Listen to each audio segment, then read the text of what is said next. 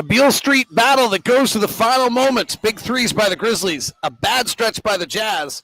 An overall fun night. We're going to talk about it all coming up on POSTCAST.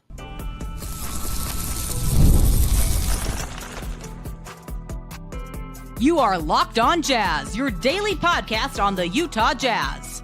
Part of the Locked On Podcast Network. Your team every day.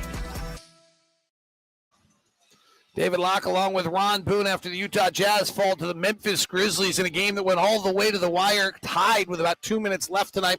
The Jazz fall. Final score 122-115. Jazz trailed by 6 at the end of one. They trailed by 14 in the second. They trailed by 19 at one point in the ballgame. Outscored the Grizzlies 36-26 in the third. Outscored the Grizzlies to get the game tied in the fourth and end up losing the fourth quarter 32-29.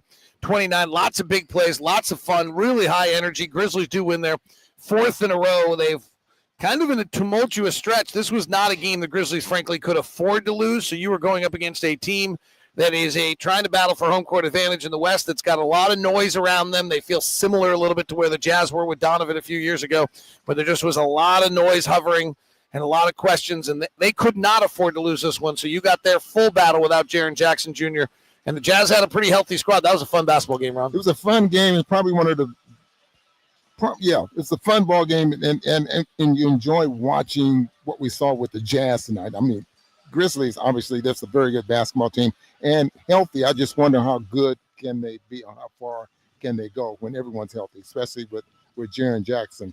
But the Jazz, for the most part, playing most of the guys, for the most part, all of the guys, look very good, I thought.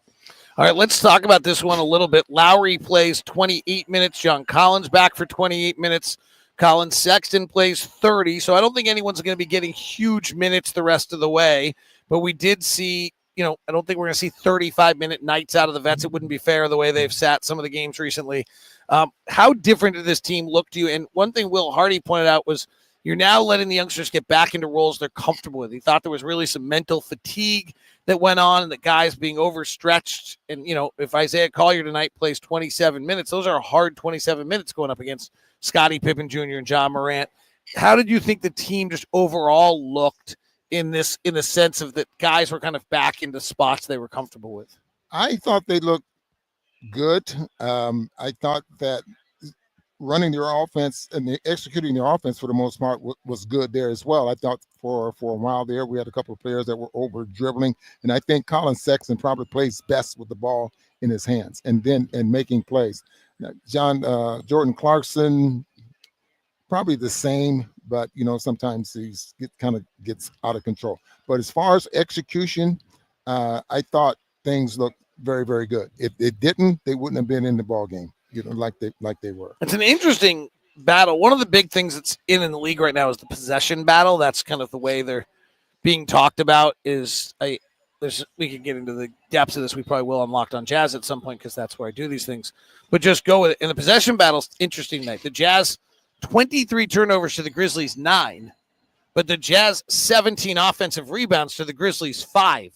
So the Jazz end up, stealing an extra 12 offensive possessions, but give the ball away an extra 14 times compared to what the Grizzlies did. So, in that sense, you're making up for. It's close. The Grizzlies got 94 shots and 21 free throws. The Jazz got 90 shots and 28 free throws. So it was awfully close. Yeah. So you end up making up for the turnovers by the offensive rebounds if you're looking at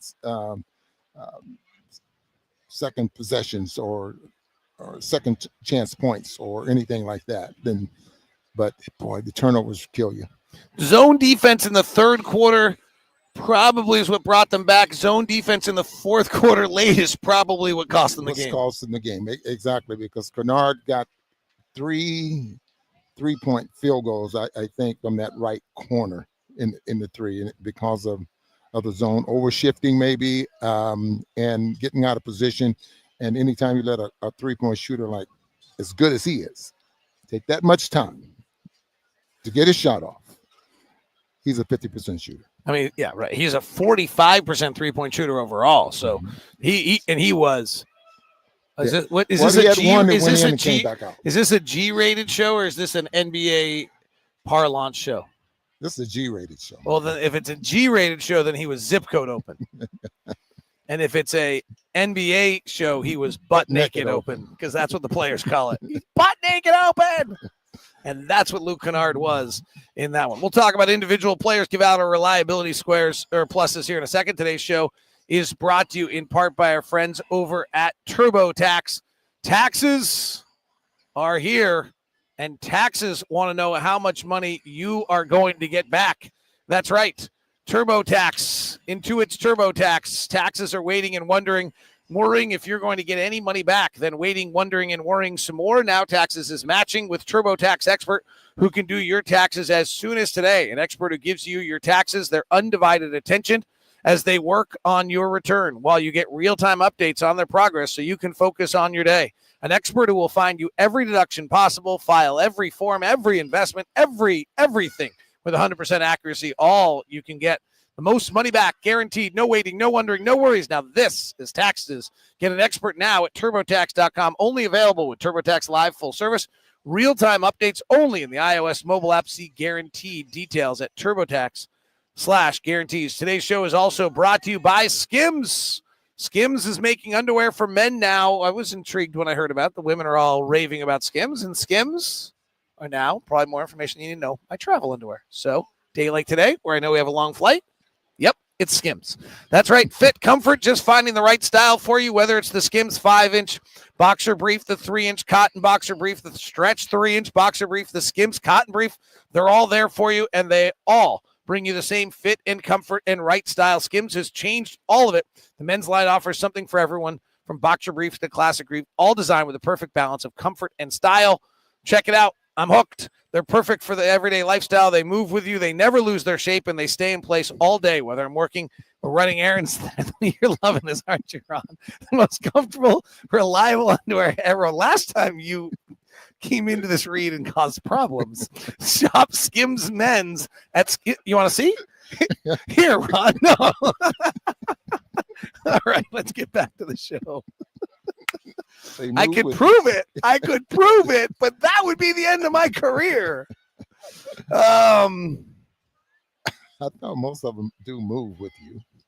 What do you mean they move? Some of them don't. They chafe or they... You're not helpful. Walker Kessler tonight, Ron. 9 points, 14 rebounds. Great ball game. 5 assists and 6 blocks. So he went 4 by 5 tonight. And questions are answered. About Edy? Yeah, he didn't look good, did he? Kessler. Yeah, Edy didn't look great. He's not aggressive enough. Edy, we were probably one pick away from taking Edy. I thought about that as well. Like, as Cody Williams goes 9, I think we take Edy at 10. Like, yeah. I mean, I can't imagine, like, considering where the board was, I can't imagine who else you would take. Well, I don't know this. My questions got answered. Yeah, I don't know this from the front office. He is not aggressive enough. He's just big. Right. You know. So he also might not be in the right place. I mean, they don't run a pick and roll. I mean, the story here in Memphis, guys, is really interesting. Is that they basically, Ja Morant's doing this, playing, what do you have tonight, 28? Like, without running pick and rolls anymore. Like, Ja Morant last year drove the ball 21 times. This year's driving at 17. Last year he ran 35 pick and rolls. This year's running 19. He doesn't love this. Like, Ja Morant wants the ball in his hands. He wants to be the man. He wants to be one of the 5 best players in the NBA. You can't be the 5 best players in the NBA if you're Ja Morant getting 19 pick and rolls a game. Well, I can understand that. But if they're trying to get Edy, a 7'4" talented player, with, especially if you're going to get him the basketball in the paint, they have to do something in order to make Edy effective. Otherwise, he's getting 20 minutes of ball game like he's getting now. And the Jazz got behind him a bunch of times. He does cut off the paint, but I would be curious of whether or not he's having much of an impact or not, because he's cutting off. You're driving, you see Edy, you're not, Collin Sexton's stopping. Right. But they did get Walker behind him twice on plays, so it's interesting to see. I'm not quite sure what his impact is right now. All right, who stood out for you from a Jazz standpoint tonight? Well, Kessler for sure. Yeah, because we were watching that matchup and trying to see exactly how they're going to pan out against each other. And both ball games, I think Kessler has definitely made the biggest impact. We played them on the 25th. Even though they blew the Jazz off the floor, I thought Kessler looked very, very good. I thought for the most part, Collin Sexton, John Collins, coming back, and maybe Filipowski off the bench. I mean, there's some good signs, I think, but you're still looking at 48 minutes of basketball. You start averaging out, 28 minutes for Lauri Markkanen, and how effective was he in 28 minutes? Probably not great. 5 of Not 14 good. didn't see the Not rhythm. good. And Isaiah Collier 7 turnovers is not great. Not great at all. We can give him the rookie pass Mm-hmm. all we want. It's not great. Few little plays that took place tonight. The Ja Morant getting mad at Collin Sexton, at least from the Jazz standpoint. I'll talk to my friend Eric Castleton. It didn't make any sense to me. I kind of will give a minor pass in the sense of that Ja Morant's up in the air on the rim. He's reached backwards because the ball was not a very good throw, and he gets touched in the air, and it's probably scary. But, like, Collin is stepping away from it. He didn't step into him. He was brought into it by Scottie Pippen. Like, that was watching the replay was strange. I think you have to try to put yourself in the player's circumstance at the time, which makes it a little less strange.